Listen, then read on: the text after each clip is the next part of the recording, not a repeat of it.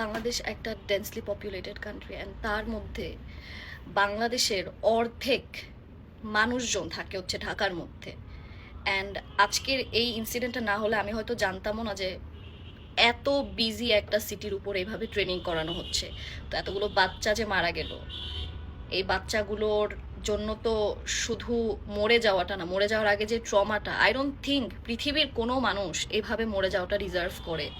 এখন আমি জানি না আমি কাকে ব্লেম করব, বাট এই যে ডিসিশনগুলো নেওয়া হয় যে কোথায় কি ট্রেন করবে না করবে, এই ডিসিশনের রেজাল্টটাও কিন্তু এখন আমরা দেখতে পারলাম যে কতগুলো বাচ্চা স্কুলে পড়া অবস্থায় মরে গেছে, যারা সকালে হয়তো মা বাবার থেকে দেখা করে, মানে মা বাবা তো হয়তো চিন্তা করেনি কখনো যে ওখানে আজকে স্কুলে যাবে বাচ্চারা, বাসায় আর বাচ্চাগুলো আসতেছে না।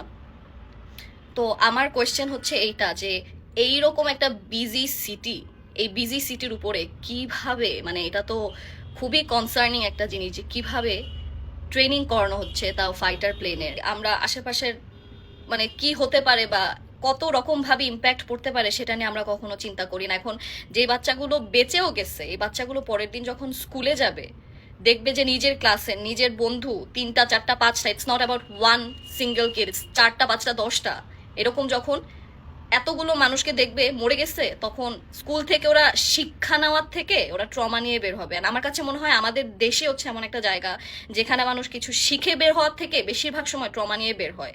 সো আমি আমাদের দেশের নাগরিক হিসেবে এটা আমার কোয়েশ্চেন যে আমার সেফটিটা কোথায়। মানে আজকে এখানে আমি বাসার মধ্যে বসে এই কথাটা বলতেছি, আমার মাথার উপর যে বিমান এসে পড়বে না, এই যে আপনারা যে ট্রেনিং করতেছেন আমার মাথার উপর যে আমার সেফটিটা কোথায়। আমার এত গায়ে লাগতেছে বিকজ আমার ভাই ওই স্কুলে পড়তো, এখন অন্য স্কুলে চলে আসছে 1 বছর আগেও। তো আমি চিন্তা করতেছি যে আজকে যদি আমার ভাই ওই স্কুলে থাকতো, ওই বেঞ্চে বসা থাকতো, তাহলে আমি কি এই ভিডিওটা বানাতে পারতাম না? আমি হয়তো সবকিছু নিয়ে রাস্তায় বের হয়ে যেতাম যে আমার ভাই বেঁচে আছে নাকি নাই। সো কোনো ফ্যামিলি মেম্বার ডিজার্ভ করে না এইভাবে একটা প্যানিক নেওয়া।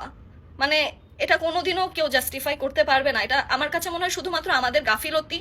আর আমরা এত দক্ষ নেশন কিন্তু আমরা এত ভুল ভাল ডিসিশন নেই, মানে এটা আমার মাথায় আসতেছে না। এটা আসলে আমাদের কোশ্চেন আমি কাকে করবো এটাও আমি জানতেছি না। এখন এই যে রানা প্লাজার পরে আমার মনে হয় this is for the second time আমি এই ধাক্কাটা আবার খেলাম। আমি কখনো চিন্তা করি না যে এরকম ধাক্কা আবার খেতে হবে। আমি পাইলটকে কোনো ব্লেম দিব না, because he was doing his job. আমি বাংলাদেশ এয়ারফোর্স অথরিটির কাছে জানতে চাচ্ছি যে বাংলাদেশে এত রিমোট এরিয়া থাকার সত্ত্বেও আপনারা এরকম একটা ডেন্সলি পপুলেটেড সিটির উপরে এইরকম রুটের মধ্যে আপনাদের ফাইটার প্লেন যে ট্রেনিং হবে এইটার ডিসিশনটা আপনারা কিভাবে নিলেন?